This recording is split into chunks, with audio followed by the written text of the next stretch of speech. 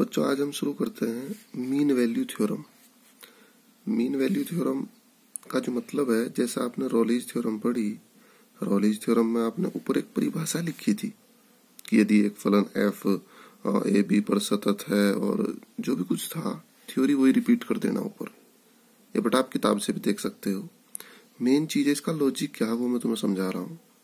Logic इसका ये, पहले आप चित्र देखो। ये आपका एक ग्राफ है, पहला ग्राफ दूसरा था। ये आपका एक ग्राफ है, ग्राफ कह लो या कर्व कह लो।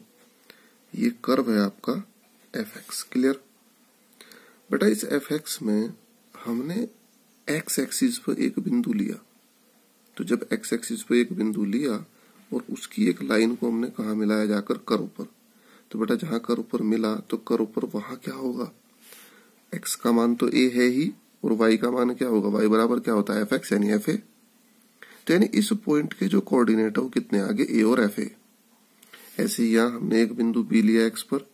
तो जब एक्स पर हमने एक बिंदु बी लिया तो बेटा कर्व पर जब हम चले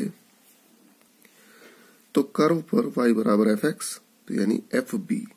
तो बेटा इस पॉइंट के जो कोऑर्डिनेट होंगे, भाई पहला मान कितना एक्स का, कितना है बी। दूसरा मान वाई का मान कितना है एफ बी, क्योंकि वाई बराबर क्या होता है? F x. लिख दो, मैं इसको लिख दे रहा हूं, y बराबर एफ एक्स। क्लियर होगी बात? It is a f a, it is b f b. हमने इन दोनों को अब मिला दिया ऐसे। तो बेटा तुमने 11th क्लास में खूब पढ़ा लाइन यानी रेखा। यानी एक रेखा अगर दो बिंदुओं से जाती है तो उस रेखा की जो प्रवणता होती है, उस रेखा का जो स्लोप होता है वो कितना होता था? y2 minus y1 upon x2 माइनस x1, यानी f B minus F A upon B minus a. Clear है बात? यानी इस रेखा की जो प्रवणता है, यानी इस रेखा का जो स्लोप है वो होगा f B minus F A upon B minus a. It's okay. अब इसने कहा कि इस रेखा के पैरेलल एक लाइन, यानी इस रेखा के समांतर, यानी जो ढाल, यानी जो स्लोप इसका है वही स्लोप इसका होगा। अगर एक रेखा आप खींचते हो तो वह रेखा जिस बिंदु से जाएगी वो x बराबर c जो बिंदु होगा ए बी के बीच में होगा कहीं। देख लो भाई, इस रेखा के समांतर एक रेखा हमने खींची जो इसको काटती भी जा रही, जो इसको टच करती भी जा रही, स्पर्श करती भी जा रही। तो बेटा ये जो लाइन इसको स्पर्श करती भी जा रही, इस पॉइंट को हमने क्या बोल दिया? सी और एफ सी। सी देखो ए बी के बीच में है कहीं, ना कि इससे बाहर। भाई सी जो है इधर भी आ सकता था कहीं, सी जो है इधर भी आ सकता था कहीं, लेकिन ऐसा नहीं होगा। यानी आपकी जो रेखा है उसके समांतर अगर आप कोई रेखा खींचते हो तो वो जो रेखा आपकी आएगी, वो जो बिंदु सी पर जो रेखा आएगी, वो सी जो है वो ए बी के बीच में होगा कहीं ना कहीं। तो बेटा इस पॉइंट को आप क्या बोलोगे? एफ डैश सी। जैसे कल बताया था आपको कि भाई एफ एक्स क्या होता है आपका कर्व और एफ डैश एक्स क्या होती है उसकी स्लॉप। आगे एक चैप्टर में तुम्हें पढ़ाऊंगा अभी। तो बेटा ये एफ डैश एक्स है, लेकिन ये सी पर है तो इसको एफ डैश सी। तो इस पॉइंट को मैं एफ डैश सी भी बोल सकता हूँ। इट इज एफ डैश सी। तो यानी एफ डैश सी क्या है यहाँ पर? Slope of line. ये जो लाइन है इसकी स्लॉप। और बेटा इस लाइन की स्लोप इस लाइन की स्लोप के इक्वल होगी क्योंकि दोनों पैरेलल है। और इस लाइन की स्लोप कितनी है? F B minus F A upon B minus A. तो यानी एफ डैश सी बराबर F B minus F A upon B minus A. समझ में आई बात? तो बेटा इनको लॉजिक वाइज समझा करो। तो अब मैं इसका एक क्वेश्चन तुम्हें करके दिखा रहा हूँ। देखो बेटा इसका क्वेश्चन नंबर 4। मध्यमान पर में सत्यापित कीजिए यदि अंतराल ए बी में एफ एक्स बराबर x square minus 4x square minus 3 ए बराबर 1 बी बराबर 4। तो बेटा ए बी तो हमारे पास है ही। अब हमें क्या चाहिए? एफ ए और एफ बी। एफ ए और एफ बी के लिए इसको आप समीकरण 1 मान लें। यहाँ लिखें समीकरण 1 में x बराबर 1 रखने पर। तो बेटा जब समीकरण 1 में x बराबर 1 रखा आपने तो एफ 1 बराबर 1 का स्क्वायर माइनस 4 माइनस 3, तो ये आ गया आपका 1 माइनस 4 माइनस 3 यानी 7, ये आ गया माइनस 6। तो बेटा इसको आप कहां से बोल दोगे? एफ ए, क्योंकि आपने ए का मान रखा।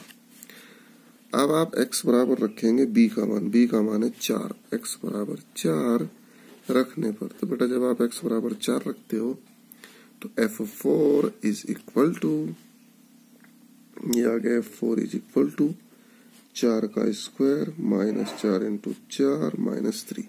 तो तो बेटा 16 से 16 कैंसिल, कितना आ गया -3।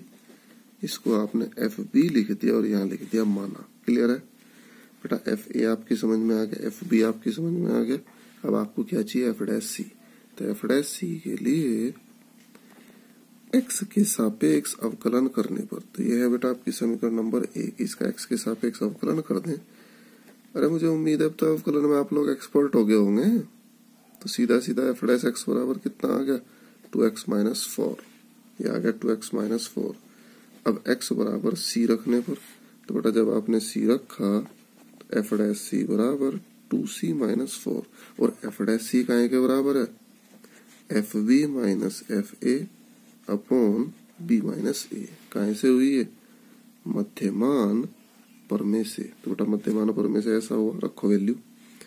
भाई एफ डैश सी की value 2c - 4, f B minus F a कितनी थी? ढूंढो जरा। ये थी आपकी एफ बी यानी -3 माइनस एफ ए -6, तो +6 होगी अपॉन बी माइनस ए। तो बी माइनस ए मुझे लग रहा 4 - 1 था शायद। हाँ 4 - 1। तो बेटा ये आ गया आपके पास 2c - 4। मैं यहाँ लिख दे रहा हूँ 2c - 4 बराबर 6 3 3 4 3 तो 1 ही हो गया। तो बेटा 2c बराबर आ गया 5 और c बराबर आ गया 5/2। तो 5/2 लगभग क्या एग्जैक्ट कितना होता है? 2.5। तो 2.5 देखो बेटा 1 और 4 के बीच में आता है, कोई दिक्कत ही नहीं है। तो ये चीज आपको देखनी है कि c जो है वो 2.5 है यानी 1 और 4 के बीच में। तो आप लिखेंगे यहाँ पर कि 2.5 जो है वो बिलोंग करता है 1 और 4 को, यानी c जो है वो बिलोंग करता है a और b में। तो c अगर a b में बिलोंग करता है तो इसका मतलब मध्यमान प्रमेय जो है वो सत्य है।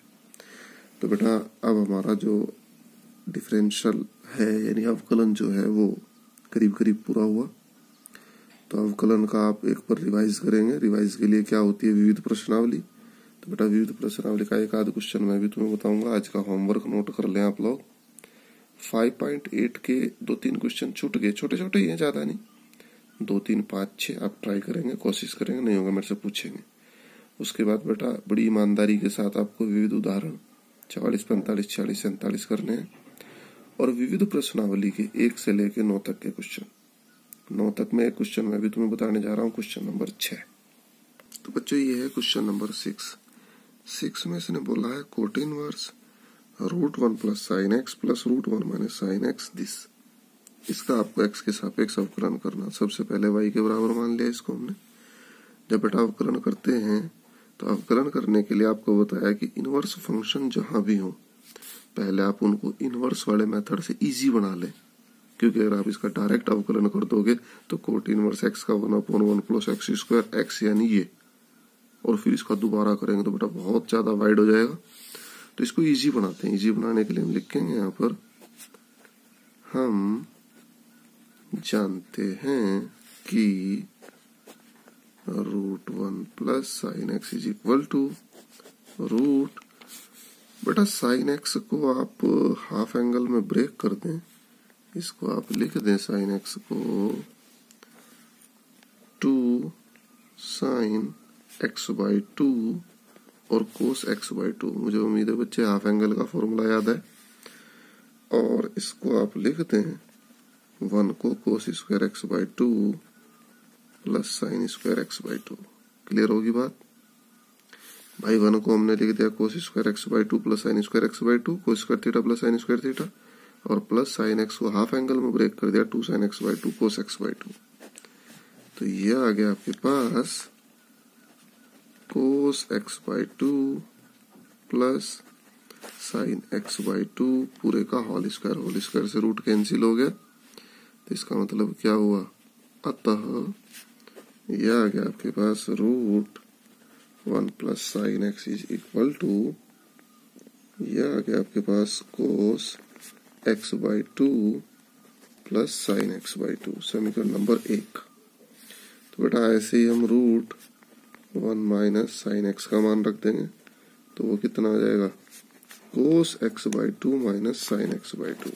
क्लियर? अब ये दोनों मान उठा के क्वेश्चन में रख दो। समीकरण 1 व 2 से मान रखने पर, तो बेटा ये था आपका क्वेश्चन। ये तो आप लिखेंगे y बराबर कोट इनवर्स और ब्रैकेट में √1 प्लस साइन एक्स, इसके बदले आपने लिख दिया कोस x by 2 plus sine x by 2। फिर था आपके पास प्लस, इसको आपने लिख दिया कोस एक्स बाई 2 और माइनस साइन एक्स बाई 2। देखो बच्चों ये आ गया।